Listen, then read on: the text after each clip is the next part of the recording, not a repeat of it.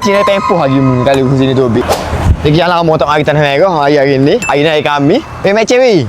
Mac Cherry manager yo. Aku panggil Wina Mac Cherry. Cherry macam ni. Mau sedut ayam mai tengah seduh lah. Nak jual kan ni? Saya nak jual hak ni, saya nak jual 400. Nampak kamu. Aduh. Bagi lagu ni nak jual mahal-mahal.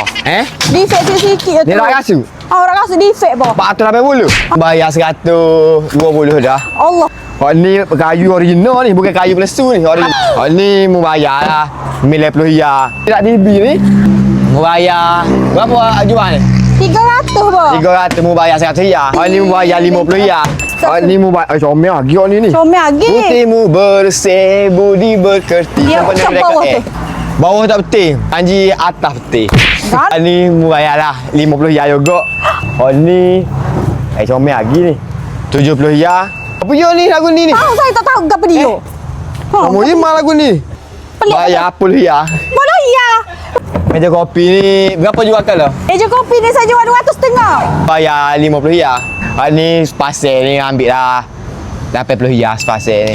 Hak ni kan ni Liza. Gini Liza. Mari sen. Wah, gerak aku dengan Mac Cherry. Hak ni terhad 10 butir lah. Saya beli terhad 10 butir biar saya belanja kau ke Tanah Merah. Harga berapa ni mak tu? 580. 580 mu bayar sos 9.9. Saya kuih terhad 10 orang. Hak barang aku buat ni tu 2 hari aku beri. Hak ni divan ni hari Maak 28 bulan dengan 29 bulan jemaah satu. Hak barang lelong tu ni tu hanya 29 bulan hari satu dah. Mu nak divan murah 9.9 mu mari esok hari Maak 28 bulan hari satu pun ada. Barang lelong ni mu dengan mall. Hari Tanah Merah. Moyak bagi lalu ni bila Mac Cherry? Hari satu ni 29 bulan. Kajak slow sikit. 29 bulan satu ni. Bagi dia kedah, bekal lah beh. Nak jepuk, mari hari buat lalu.